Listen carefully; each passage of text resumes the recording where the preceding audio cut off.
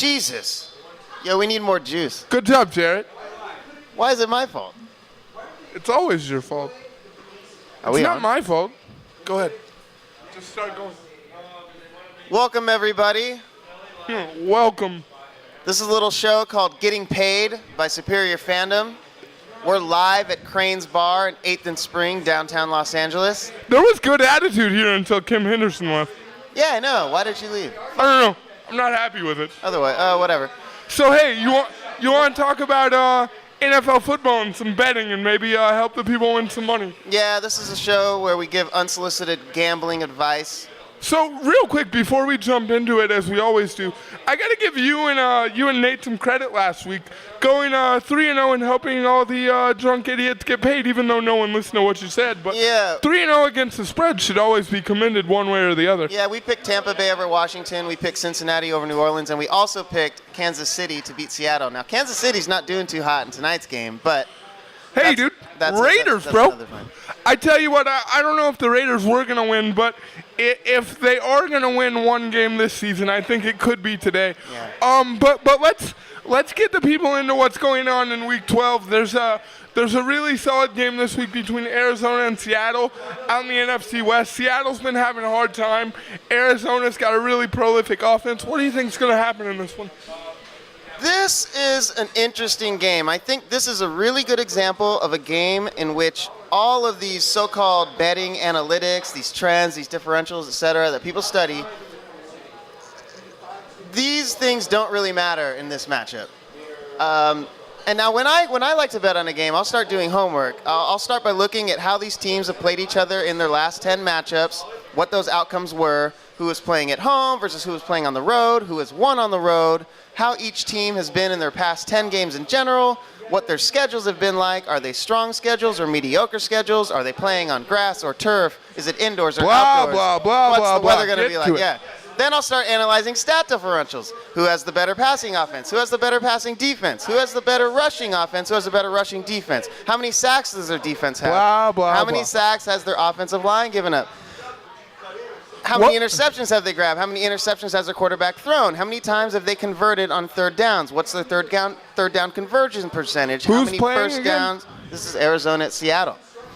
How many first downs do they have? How much time of possession do they average each game? What's the red zone defense like? How many touchdowns have they given up? Do they tend to give up touchdowns or force teams to kick field goals? What's the quarterback's passer rating? What's his completion percentage? How does it compare to the rest of the league? How many receivers are involved in their passing game? What are those receivers averaging? What are their totals? What are their longs? How many yards after the catch do they accumulate? What's their ground game like? Who's their top running back? How many yards does he average? Et cetera, et cetera, et cetera. Now, and the answer is... I did leave out at least one factor, which is perhaps the most important factor to consider when making an informed NFL betting decision, and that factor is injuries. Especially now, we're in Week 12. This is particularly when injuries start setting in and making a difference. That's why you'll see teams make a little 4 or 5 game run at the end of the season, while other teams who are hot start losing those last 4 or 5. But even after looking at all of these things, Joe, even after looking at all these things with this Arizona-Seattle matchup, all these... I don't think really any of it matters except injuries. And the one thing that really matters in this game, Carson Palmer is out for Arizona. Rookie quarterback Drew Stanton is in. That's a big factor. Now last week, Arizona was able to score quickly in the first quarter. They jumped up to an early 14-point lead, then cruised the rest of the game. But Drew Stanton did throw 2 interceptions and almost had a few more picked off, but got lucky, really. Seattle, on the other hand, has suffered a key injury of their own with their center, Max Unger. Yeah. The Seahawks are now down to their 4th-string option with Patrick Lewis, but they've re-signed Lemuel Jean-Pierre on Tuesday, and he is now in the running to start. Very great pronunciation.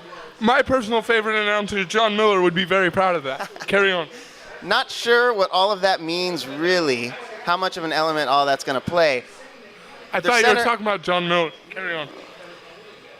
Seattle center is important, though, because he is paramount in creating the holes that Marshawn Lynch needs to punch through for the ground game. But he seems to be doing all right regardless. 813 yards total, 81.3 yards a game. I think Seattle's all right. So who do you pick? This game, I think the rookie QB factor comes into play for Arizona. And since it's a division game, I think Seattle takes it. Fun fact, cornerback Richard Sherman for Seattle has grabbed 6 interceptions in the past 5 meetings between these two teams, including 4 interceptions in their past 2 meetings at home. Another fun fact, Seattle has lost only 2 home games in the last 3 years, the first of which came in Week 16 of last year against who, folks? Trivia? Arizona. I still say Seattle takes this one. I want to talk about the fucking hottest team in the NFL. I think, yes, ma'am, the Patriots. Gypsy, I think take the points. I think Curly's the Raiders. Shut up. What do you That's mean? wrong. No, you mean give up the points. Don't heckle me. Take New England. James Lurkey is heckling me with Raider propaganda, and I kind of support it because this is probably going to be the only game they win all year, so fucking let it ride. But Gypsy. I have a quick thing I want to say. What's that?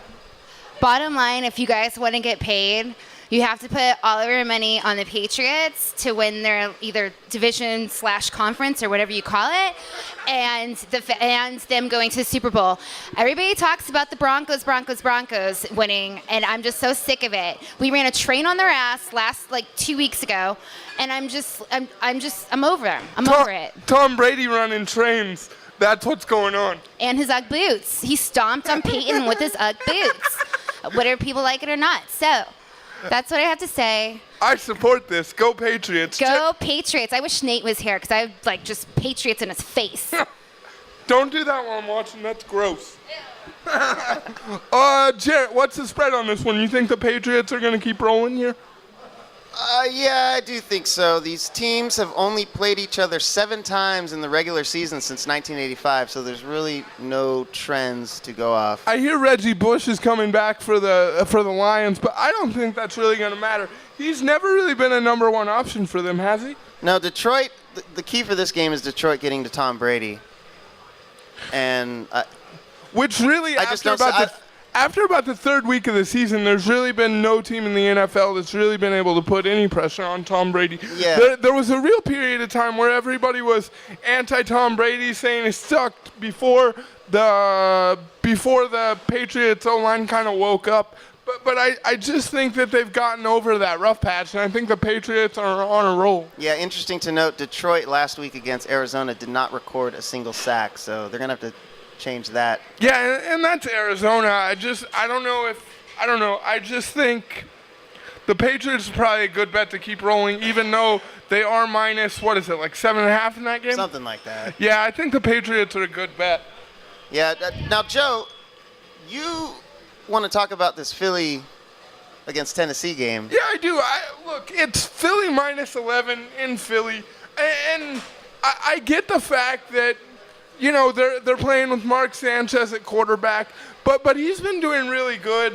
And I think my excitement for the Eagles isn't so much that their team is on any particular roll, although they are scoring a lot of points under Chip Kelly, which is kind of to be expected. But it's more, I don't think that Tennessee has an answer on the offensive side of the ball that's going to keep the Philly offense off the field. And I just look for Philly to score early and often. I think LaShawn McCoy can get some yards in this game. I just don't expect anything to stop the ball. And also, I think that Chip Kelly is in the middle of some rumors that he might leave at University of Florida. And I think the Eagles are just kind of like you said earlier, one of those teams that's going to make a run the last 4 or 5 weeks of the season into the playoffs. And I don't know, I just kind of expect them to run roughshod over Tennessee. I don't think this is going to be a problem for them. The other game that I think might be kind of interesting as well, again, and this is just taking the points, is Green Bay minus 9.5 over Minnesota. You know, Green Bay's kind of been on a roll, lighting up everybody. You got, you know, Jordy Nelson is kind of becoming a star. They're led by Aaron Rodgers. Hasn't Aaron Rodgers thrown like 6 touchdowns in each game the last 2 games? Well, yeah, Did he just tie Roethlisberger for that record? And that really. In a half. That. 6 touchdowns in a half. There you go. In a game. In a half. In a half. Wow. And that just kind of really goes to what I was saying is I think that Randall Cobb is really emerging as a big play receiver who can really get to the house at any point. And you've got Jordy Nelson, who I think is really becoming one of the more underrated stars in the NFL. And I think that Green Bay defense is just really playing aggressive behind, Clay Matthews and some of those other guys up front. I don't know. I think they'll really be able to dictate the line of scrimmage. And Minnesota, who hasn't really had a home field since the Metrodome, got broken and went to shit, and they've been playing at University of Minnesota, and they've also gotten told that Adrian Peterson was out for the year. I just don't know what that team has to play for, and with that being said, I think it's just bad timing to run into, if not the hottest team in the NFL, the second hottest team. And I think that's, I don't know, I think Green Bay minus 9.5 is probably a pretty good bet. So to recap, we like Seattle. Yeah. We like New England. Yeah. We like Philly. Stick with the favorites today. Don't get cute. And we like Green Bay. Now, Joe, you have a game that you think the folks out there should stay away from. Yeah, I think this is absolutely just a game not to bet on, not because I don't think any one team or the other could win. I just don't know where it's going to sit within the spread, and I think it's just a cool game to stay away from. Everybody, and the game that I'm talking about is St. Louis, who's sitting currently at -5 versus San Diego. Look, St. Louis is playing a really good football right now. They're coming off big wins against Seattle and San Francisco. I think. And Denver. Yeah, and Denver as well. Very good point there. Denver, yeah, who holds Denver to 7 points, even though Peyton Manning throws, 54 pass attempts with 389 yards? How do you do that? How do you throw 389 yards and only put 7 points? You know how you do that? Because Jeff Fisher and the Rams coaching staff is one of the most underrated coaching staffs in the entire NFL, and he's done a great job of that. And a prime example of that were the fake punts that he called to solidify that game versus Seattle a few weeks back. And not to take any credit away from there, but I think a couple of those games might have been won on smoke and mirrors in terms of the San Francisco fumble at the end of that game and those fake punts that we mentioned. And I think, trickery. Although I would expect San Diego the Rams to win the game, I could see San Diego being kind of a letdown opponent for them, and therefore maybe not playing at the peak of their potential all the way across. So as we leave, the one bit of advice I would give you is stay away from St. Louis and San Diego, although I think St. Louis could be a dark horse going forward. I said that at the very, very beginning of the year. I told you. Very good job, Jarrett Young. That is why we pay you the big bucks. We are SuperiorFandom.com. This is getting paid. Jarrett, tell everybody where they can find us. We're on the website, on the interwebs at SuperiorFandom.com, as you just heard. We're also on Facebook at Superior Fandom. We're on Twitter at Superior Fandom. We're on Instagram at Superior Fandom. And thanks to Darren and Gypsy for letting us do this. You guys are rad. And we're at Crane's Bar every Thursday during halftime We'll of the Thursday Night see you Football game. guys next time.